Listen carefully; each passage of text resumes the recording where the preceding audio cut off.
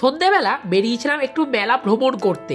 মেলায় ঘুরতে ঘুরতে চোখে পড়ে গেল এই বেলুন ফাটানো। সেই কারণে 20 টাকা খরচা করে বেলুন ফাটিয়ে পয়সাটা পরিপূর্ণভাবে নষ্ট করলাম। বাজে ঘড়ি কাটায় সকাল 10টার। আমরা দুজন বেরিয়ে পড়েছি পরীক্ষা দিতে। আগের দিন রাত্রে তো মেলা ঘুরেছি আর সারা বছর এত পরিমাণে পড়েছি, সেই কারণে পরীক্ষা শেষ হওয়ার আগে আমরা দুজন পরীক্ষার হল থেকে বেরিয়ে আসতে হলো। পরীক্ষা খারাপ হয়েছে বলে আমাদের তো কোনো আফসোস নেই, আমরা চলে গেছিলাম একটু অরুণ আইসক্রিম খাওয়া দাওয়া করতে। আজকে তো আমাদের উচিত ছিল কিছু না খেয়ে দিয়ে বাড়ি যাওয়া, কিন্তু যেহেতু পরীক্ষা খারাপ হয়েছে সেই আনন্দে আমরা খাওয়া দাওয়া স্টার্ট করলাম। একের পর এক খাওয়া দাওয়া আমাদের চললো। অরুণ খাওয়া দাওয়া করে আমরা চলে আসলাম জলযোগে পনির বাসিন্দা খাওয়া দাওয়ার জন্য। দাম নিয়েছিল তো মাত্র 18 টাকা, খেতে তো সত্যিই খুব ভালো ছিল। জলযোগের এই পনির বাসিন্দাটার তো পনিরের পরিমাণ বেশ ভালোই থাকে আর কোটিংটা তো বেশ অল্প দেয়া থাকে, তোমরা তো ভিডিওতে দেখতেই পাচ্ছ। তার সাথে এই চাটনিটা দিয়ে খেতে তো অসাধারণ। সত্যি কথা বলতে পরীক্ষা তো আমাদের আবার পরের বছর দিতে হবে, সেটা নিয়ে কোনো আফসোস নেই। ভিডিওটা একটু ভিউজ আসলে আনন্দেতে আমাদের মনটা ভরে যাবে। আজকের মতো খাওয়া দাওয়া করে আমরা চলে আসলাম বাড়ি এসে বেরিয়ে গেলাম কিছু বাজারঘাট করার উদ্দেশ্যে। এদিকে তো আরেকজন চলে গেছিল বই খাতার দোকানে কিছু জিনিস কেনার জন্য, আর আমি এখানে বসে বসে একটু খেজুর খাওয়া দাওয়া করছিলাম। তারপর চলে গেলাম একটু মালপোয়া দিয়ে মিষ্টি মুখ করে আজকের ভিডিও শেষ করার জন্য। ভালো লাগলে একটা সাবস্ক্রাইব করে যাবে। দেখা হচ্ছে পরের ভিডিওতে এরকম কিছু মজাদার কথা নিয়ে।